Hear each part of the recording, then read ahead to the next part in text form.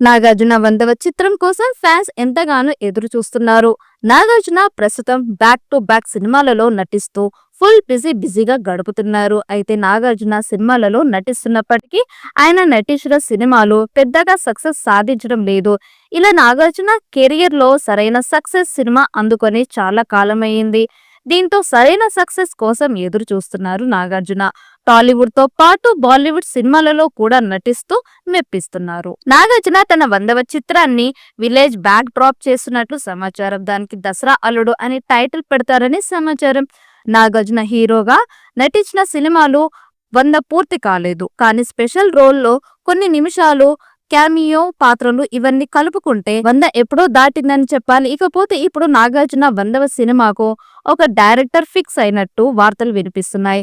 తమిళ దర్శకుడు కార్తిక్ నాగార్జున 100వ సినిమాను తెరకెక్కించబోతున్నట్టు వార్తలు జోరుగా వినిపిస్తున్నాయి. అయితే నిజానికి ఈ టాక్ నెలల క్రితమే వచ్చింది. కానీ నాగార్జున ఫైనల్ నెరేషన్ పట్ల అంత సంతృప్తి వ్యక్తం చేయకపోవడంతో లీక్ దగ్గరే ఆగిపోయింది.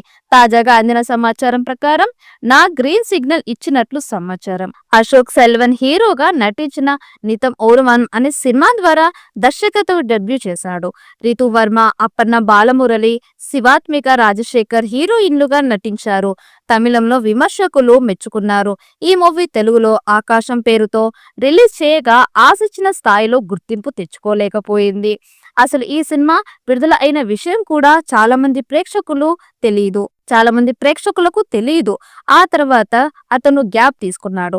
పాన్ ఇండియా బడ్జెట్ తో యాక్షన్ డ్రాప్ లో అన్ని ఎలిమెంట్స్ ఉండేలా స్టోరీ సిద్ధం చేశారట.